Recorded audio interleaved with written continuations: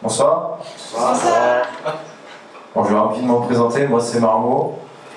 Dans la vie, qu'est-ce que je fais? Je suis caissier chez Carrefour. Je sais pas ça va, mais je suis un mec un petit peu perdu dans la vie. Alors, je sais pas, c'est normal que je suis un mec un petit peu perdu dans la vie. Et j'ai un rituel pour être un peu plus dans la kiffance.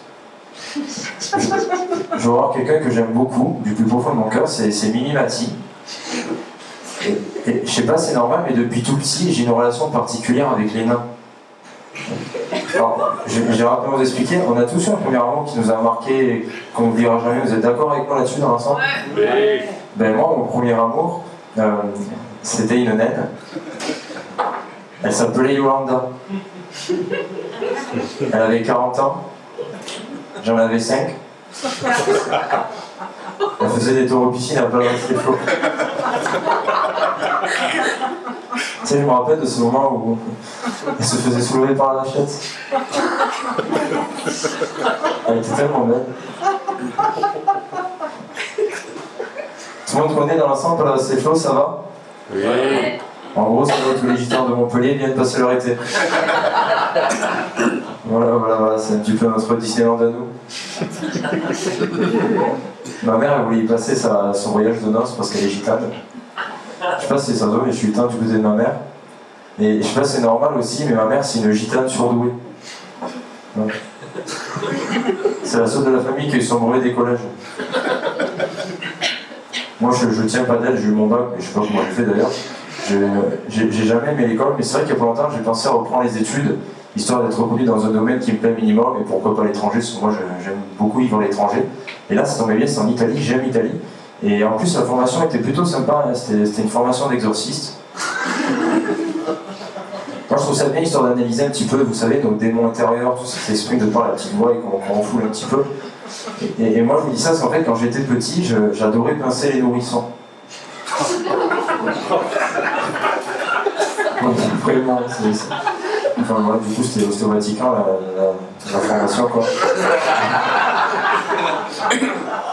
Et je me souviens, une fois, j'ai pincé une, au fond déjà, quand je les voyais pleurer, je sais pas, j'étais comme envahi par une espèce d'entité supérieure qui prenait tout le contrôle de moi. Ça me faisait peur, mais c'était tellement jouissif. Et une fois, j'ai pincé une nourrisson, sauf qu'elle répondait plus. Et moi, en tant qu'enfant, j'ai pris un peu peur, j'ai cru que je l'avais tué. Du coup, qu'est-ce que j'ai fait? Ben, j'ai vite appelé sa mère, je lui ai dit Maman, Léa, elle a les yeux fermés et elle bouge plus. Et je sais pas si c'est normal, mais elle ressemble de plus en plus à un schtroumpf. Du coup, qu'est-ce qu'elle a fait? Ben, elle est vite venue s'occuper d'elle et elle a quand même pris le temps de me rassurer. Je peux vous dire que ça m'a fait du bien. Parce que Dieu merci, elle est pas morte à cause de moi.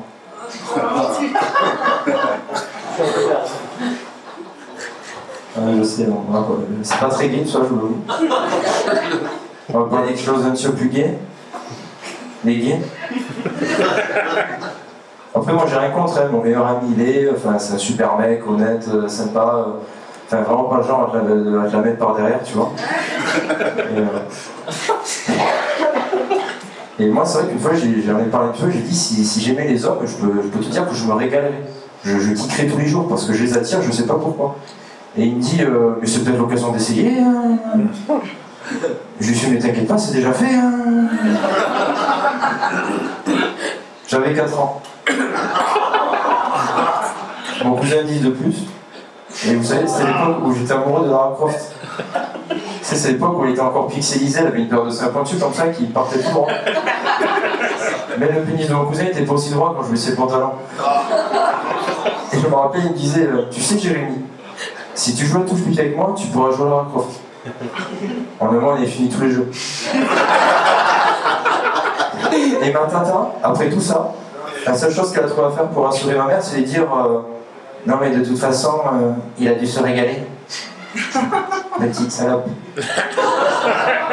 Alors quand j'ai appris ça, ben, j'étais plutôt content. Parce que ouais, ma tata et moi, on a enfin un point en commun. Voilà, je vais rester là-dessus.